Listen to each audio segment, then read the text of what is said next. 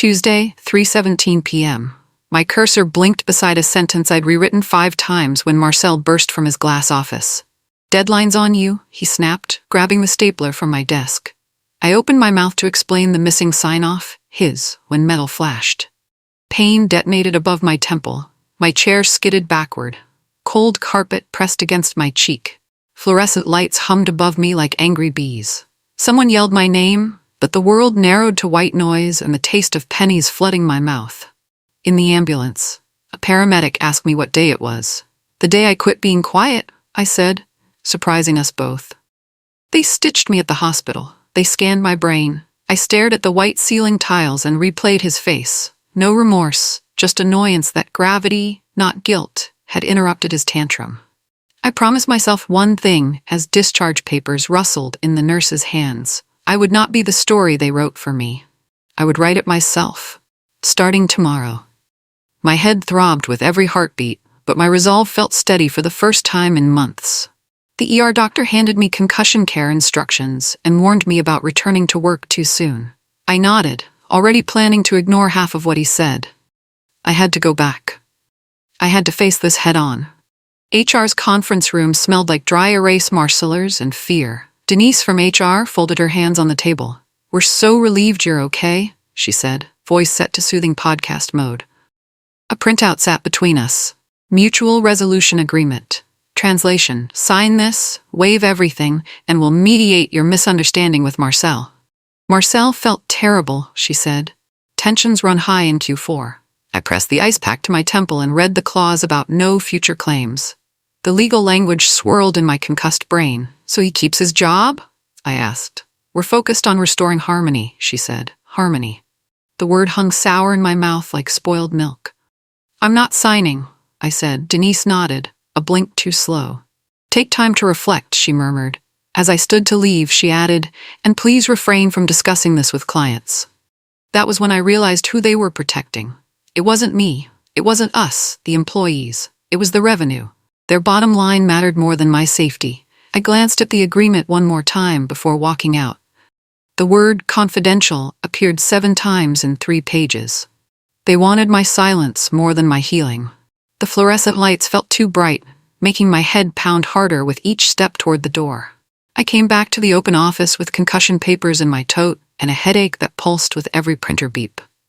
Slack pings stiffened when my icon turned green. A post-it waited on my monitor. "Let's reset." Reset. My hands shook as I slid it into the drawer with my business cards. Tessa from compliance rolled by, accidentally with her chair. "You okay?" she whispered. I nodded because crying would crack me open right there at my desk. Marcel's door stayed closed, blinds half tilted like eyelids pretending to sleep. At noon he emerged, clapped my shoulder too hard and said, "Tough week, let's be adults." Adults don't throw staplers, I thought. Adults don't send coworkers to the emergency room. Adults take responsibility. But I said nothing. Instead, I opened a new folder on my computer called Tuesday. Then I started to save everything. Every email, every message, every piece of evidence I could find. If they wanted to play games, I would play smarter. My coworkers avoided eye contact, suddenly fascinated by their keyboards whenever I walked past. The silence felt thick, suffocating. Only Tessa dared to look at me directly. Her eyes held something I recognized. She'd seen this before. She knew how this company worked, how they swept problems under expensive rugs.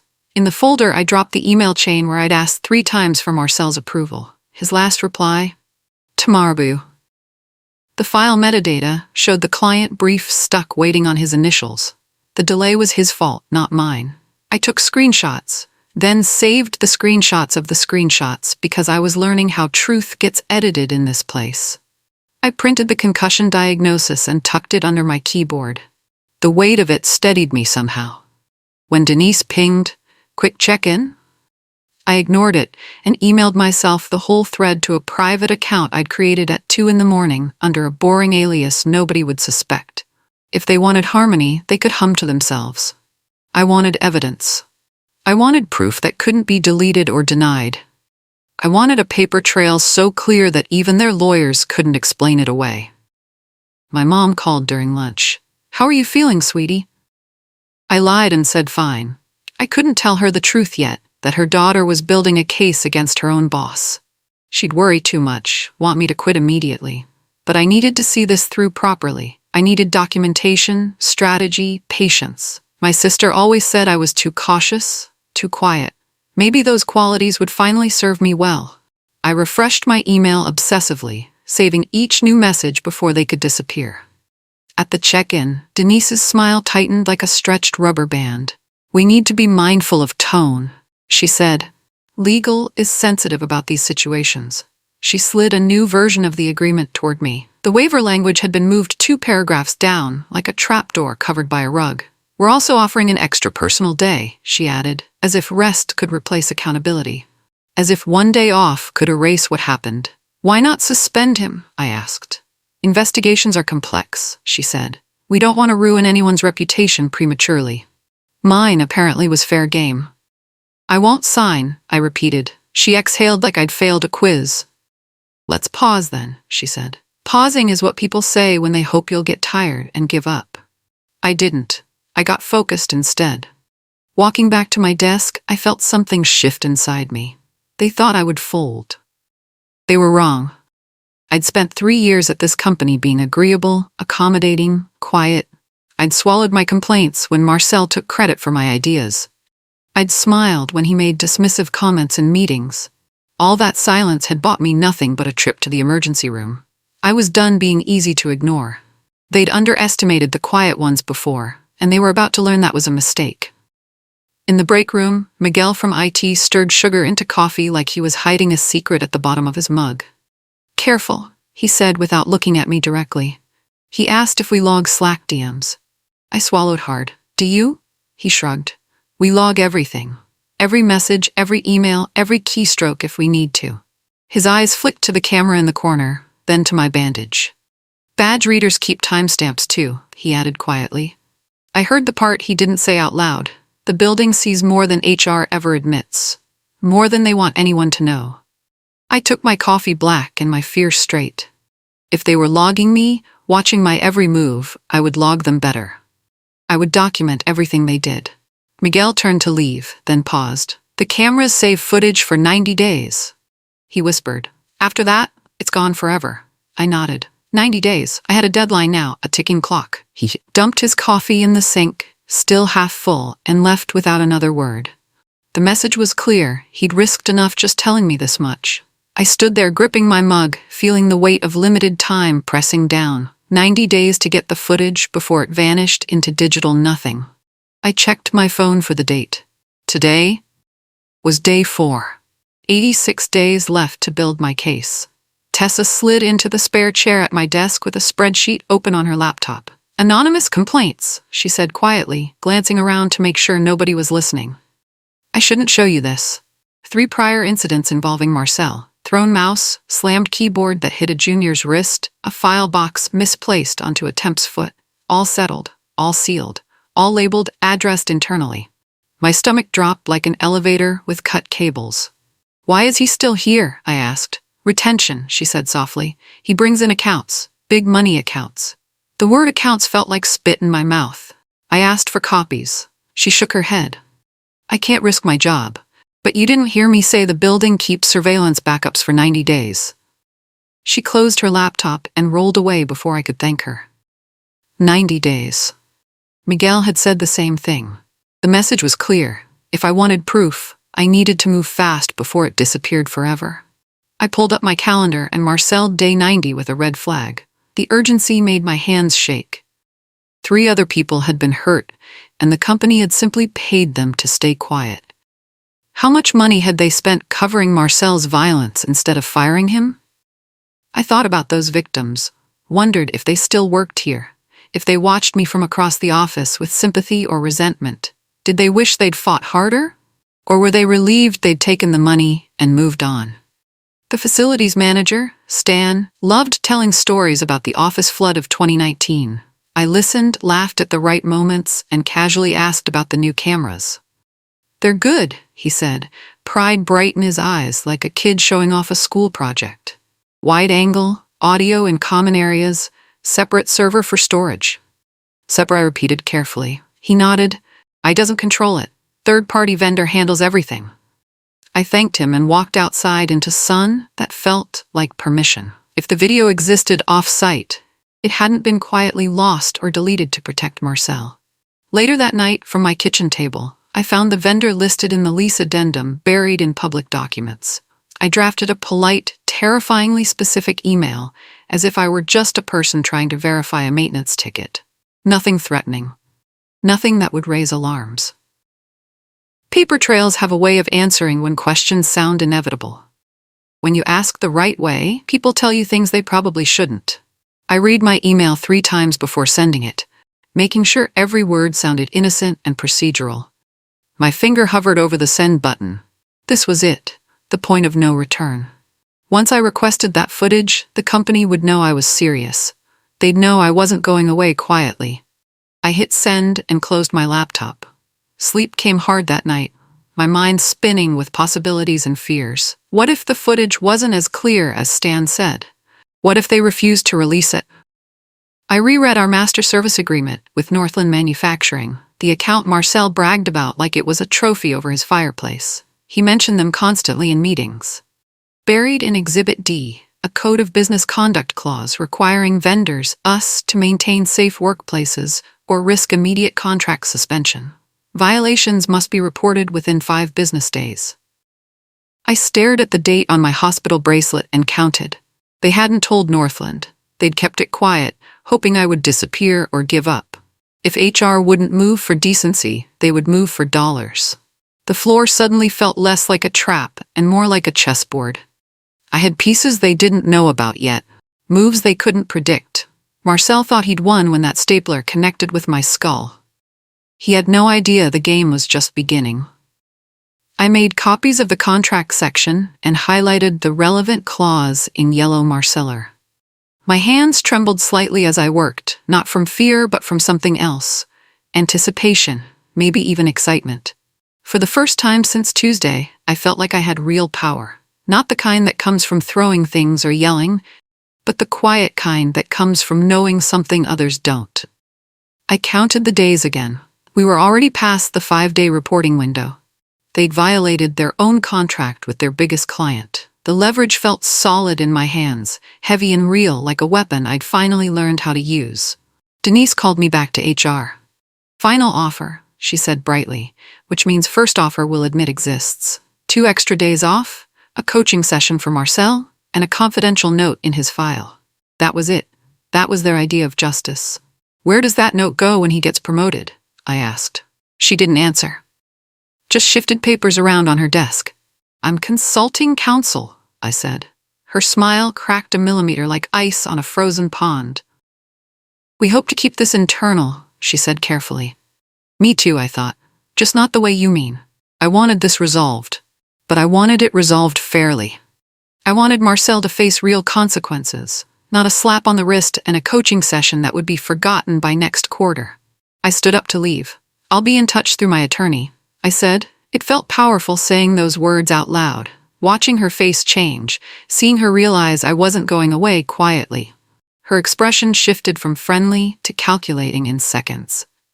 I could almost see her mental gears turning, wondering how much this would cost the company, how much trouble I could actually cause. She stood too, extending her hand for a shake I didn't take. My hands stayed at my sides. Some gestures of politeness weren't worth the pretense. Walking out, I felt taller somehow, like I'd grown inches just from refusing to shrink myself anymore. The hallway stretched ahead of me, and for once I didn't feel small in it. I met a lawyer named Karina in a cafe that smelled like cinnamon and new beginnings. She read everything while I picked at a muffin and counted the new tremor in my right hand. You have a case, she said firmly. Battery, retaliation if they mess with you going forward, and if there's a pattern of behavior, maybe punitive damages. The words sounded like handrails, something solid to hold on to. I can go scorched earth, she added, leaning forward. But sometimes leverage does more than fire. I didn't want fire. I didn't want to burn everything down. I wanted change that left footprints. Change that protected the next person. Leverage, I said. And receipts. Karina smiled for the first time. She pulled out a yellow legal pad. Then let's build your case piece by piece. Tell me everything, starting from the beginning. So I did. I told her about Marcel's temper, the missed deadlines he blamed on others, the way HR protected him. She took notes the whole time. Her pen moved quickly across the paper, underlining certain phrases I said. "Did anyone witness the actual throw?" she asked. I nodded. "At least 4 people were at their desks nearby." She made a note. "We'll need statements from them if they're willing. Sometimes people surprise you. They want to help, they're just scared." I thought about Tessa, Miguel, Stan. Maybe I had more allies than I realized. Maybe other people were tired of watching Marcel hurt people and get away with it. Nights became evidence collection. I exported calendar invites showing meetings Marcel had scheduled, then blamed me for missing. Security badge logs that showed him storming out 5 minutes after the incident. My ER intake timestamps proving exactly when I'd arrived at the hospital. I recorded my symptoms like ledger entries: dizziness, nausea, fear at the sound of drawers slamming, difficulty focusing on screens, sensitivity to light. I wrote down the way Denise said harmony like it was a magic word that could erase violence. I wrote down the way Marcel laughed when I passed his office, like nothing had happened, like he hadn't sent me to the hospital. When the camera vendor replied, "We can release footage with company authorization or subpoena," Karina smiled. "We'll get one," she said. "And if they balk, that's interesting too. It shows consciousness of guilt." I felt like a detective in a crime show, piecing together evidence, building a timeline nobody could argue with. My dining table became command center, covered in printed emails, highlighted contracts, sticky notes with witness names and dates. My roommate walked in one night and just stared. "You look intense," she said. "I am," I replied, not looking up from my laptop. She brought me tea and didn't ask questions. That's what good friends do. They support you even when they don't fully understand. I worked until my eyes burned, until the words on the screen blurred together. Every piece of evidence felt like armor I was building around myself. Protection against their lies and minimization. They put us in a mediation room with a plate of untouched cookies. A consultant named Howard adjusted his tie and said words like reframe and shared accountability. Like I was somehow responsible for getting hit. Marcel sighed theatrically, playing the victim. "I'm sorry if you felt unsafe," he offered. Not a real apology. "Objects don't fly themselves," I said. He smirked. "Just trying to get us back on track." I slid the printed emails across the table, pages I'd prepared carefully the night before. "This is the sign-off you missed," I said calmly. "This is the deadline you moved. This is my CT scan showing brain trauma." Denise reached for the papers, but Howard cleared his throat. "Perhaps we table documents for now," he suggested. "No," I said firmly. "Perhaps we look at them." The session ended with no agreement, the cookies still pristine and Marcel's eyes finally restless. He wasn't smirking anymore. Howard tried one more time to salvage the mediation. "Let's schedule a follow-up next week, give everyone time to cool down." I packed my papers into my folder. "I'm not interested in cooling down," I said. "I'm interested in accountability." Marcel's jaw tightened. He looked at me like I was something unexpected, a quiet person who'd suddenly found her voice. Denise scribbled notes frantically, probably already planning how to spin this to upper management. I walked out first, leaving them sitting there with their useless cookies and their failed mediation. My hands didn't shake anymore. My head held high. The next morning, my workload shrank by 1/3. "We're balancing bandwidth," Marcel announced in the team meeting, reallocating my accounts to his favorites, the people who laughed at his jokes and never questioned him. Retaliation tastes like metal, just like blood. I logged it immediately. I logged each Slack where he forgot to invite me to important meetings. Every meeting moved to conflict with my follow-up medical appointments. Every small punishment designed to make me quit. Karina's email subject line became a mantra I repeated in my head. "Keep going. Don't let them win." I did. I kept detailed logs with timestamps, screenshots, witness names when possible. My evidence folder grew bigger every day. They thought they were punishing me. They were actually giving me more ammunition for my case. At lunch, Tessa squeezed my shoulder. "I see what he's doing," she whispered. "Document everything." I nodded. I already was. She slid a sticky note across the table. "I'll testify if you need me." My throat tightened with gratitude. Having one person believe you makes all the difference when everyone else pretends not to see. I folded the note carefully and put it in my wallet. Proof that I wasn't alone, that I wasn't crazy, that other people saw the truth too. Marcel could take my accounts, exclude me from meetings, try to push me out, but he couldn't erase what he'd done. And now, he couldn't silence the witnesses either. Stan found me by the elevators at the end of the day. "We had a water sensor false alarm last week," he said casually, like he was discussing the weather. "So I had to check recent footage anyway to verify the timestamp." He paused meaningfully. "It's clear, very clear footage." The elevator chimed. He didn't get in. If someone were to request it officially, they'd want to do it soon, before the 90 days run out. He pressed a folded paper into my palm, the vendor contact's direct line, a kindness disguised as maintenance talk. I felt the first breath of wind at my back, like I was sailing now instead of drowning. Stan nodded once and walked away. I unfolded the paper in the parking lot, a phone number and 3 words, "Ask for footage." I texted Karina immediately. She replied in seconds, "On it." Things were moving now. The pieces were falling into place. I sat in my car for a moment before starting the engine, just breathing. Stan had risked his job helping me. He didn't have to do that. He could have stayed silent like everyone else, protected himself, looked the other way. But he'd chosen differently. I made a mental note to thank him properly someday, maybe when this was all over and we could speak freely. For now, I had his gift, the confirmation that video evidence existed and was accessible. That was everything. That changed everything.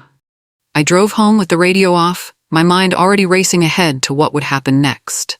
Karina got the subpoena from a judge who read the medical report and didn't need much convincing. The vendor complied within 48 hours. We watched the footage in her office, the glow of the monitor casting everyone in blue truth. There I was, speaking calmly at my desk.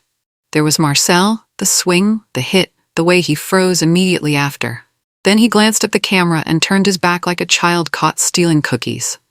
The audio picked up the gasp from someone nearby, another voice whispering, "Oh my God." Karina paused the video.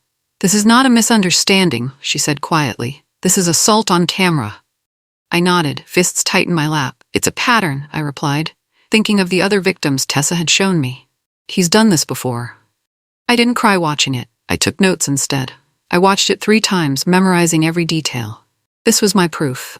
Undeniable, recorded, time-stamped proof. Karina drafted a demand letter that was part legal document, part tactical weapon. Accountability measures for Marcel. Protective reassignment for me away from his supervision. An external audit of prior incidents. Attached, the footage stills showing the moment of impact. The medical records with diagnosis codes. The timeline proving their delayed response. The ethics clause from Northland's contract highlighted. "We will also notify your client in compliance with their code," the letter read, "unless you do so first within 5 business days." We sent it certified mail to legal and HR. Then we waited. My least favorite verb. Waiting is where cowards hope courage runs out. Mine didn't. Every day I didn't hear back, I added more documentation to my file. More emails showing retaliation, more witness statements, more proof that this wasn't just about one stapler. It was about a system that protected bullies. Karina called daily. "Stay strong," she said. "They're panicking right now, I guarantee it." 2 days later, Marcel asked to chat privately. His assistant booked a conference room. It felt too small for his cologne. "Look," he began, palms up, like a man who had never held a heavy thing in his life. "I can make this right." He offered me a promotion without a raise, a new title without actual power, and the promise of visibility if I let this go. I pictured the video frame where his hand blurred mid-throw, the stapler spinning through air. My head snapping back. "I don't want a ribbon on a bruise," I said. He leaned in closer, trying intimidation. "Be smart about this." My laugh surprised us both. It came from somewhere deep, somewhere they hadn't broken yet. "I am being smart," I said, standing up and gathering my things. "That's the problem, for you." I walked out while he was still processing my words. Power felt different than I expected. Quieter. Steadier. Suddenly, whispers started spreading through the office. I was unstable, dramatic, difficult since the accident. A rumor sprouted that I'd thrown the first insult and Marcel had just reacted. Victim blaming at its finest. Denise forwarded me an invite to an emotional resilience workshop like I was the problem needing fixed. I RSVP'd no and BCC'd Karina with screenshots of the gossip Slack channels and the workshop link. Retaliation. Documented with timestamps. That afternoon, an anonymous email hit my personal account. A PDF of an old OSHA citation levied against the company for a warehouse injury 3 years ago. Marcelled confidential. The sender, quiet clock at Proton. No message, just a clock emoji in the subject line. I stared at it, heartbeat loud in my ears. Someone else wanted truth too. Someone else had been hurt by this company's negligence. I wasn't alone in this fight. Other people were watching, helping from the shadows, adding their pieces to the puzzle. I left a printed thank you card in the break room where everyone got coffee. To whoever believes people deserve safety at work, same. You're not alone. No signature, just truth. An hour later, a burner text pinged my phone. 4th complaint, 2022. Settled quietly. Check the expense coding Q3. I dug through public filings available online, then the redacted summaries Tessa had hinted at. Karina traced payment codes into a pattern of hush money labeled as training and team development. Money that should have gone to actual safety programs went to silence victims instead. My hands shook, but not from fear anymore. Adrenaline, purpose, righteous anger. The story was bigger than me and my stapler. That made the ground steadier somehow. I wasn't fighting for just myself. I was fighting for everyone who'd been hurt and silenced. Every person who'd taken a settlement because they couldn't afford to fight. HR finally replied to Karina. Legal language dressed as empathy, hollow words on expensive letterhead. They would review the situation thoroughly. They recommended I take medical leave to focus on healing and recovery. While gone, they would assess organizational fit. Translation: disappear so we can fire you quietly. There it was, the quiet push off the cliff. Karina sent back 2 sentences and the still frame of the stapler mid-flight. We will notify Northland tomorrow pursuant to their contractual code, she wrote, unless your client receives notification today. The clock emoji wasn't in our email, but I felt it ticking anyway. Tick, tick, tick. Every second they delayed was another second closer to losing their biggest account. Money talks louder than morals in corporate America. So we made it about money. They'd ignored safety. They wouldn't ignore their profit margin disappearing. That evening, I got a call from a number I didn't recognize. This is Dana from Northland Procurement, a crisp, professional voice said. We received notice of a potential conduct breach from your legal counsel regarding workplace safety. My throat tightened. This was it. The moment everything changed. I'm sorry you had to hear it this way, I said, meaning it. She paused, and I heard papers rustling. We appreciate the honesty and transparency. Our contract requires immediate reporting of safety violations. We're suspending new work pending a full investigation. The words landed like a gavel. After we hung up, my hands finally shook. Release, not fear this time. Relief flooding through my body. I thought of Denise's Harmony speech and laughed until I cried. Tears running down my face in my quiet apartment. Harmony. They'd lost millions chasing harmony instead of justice. The next morning, the building felt like a held breath. Everyone knew something big had happened. Executives huddled in rooms with closed blinds. Denise didn't meet my eyes in the hallway.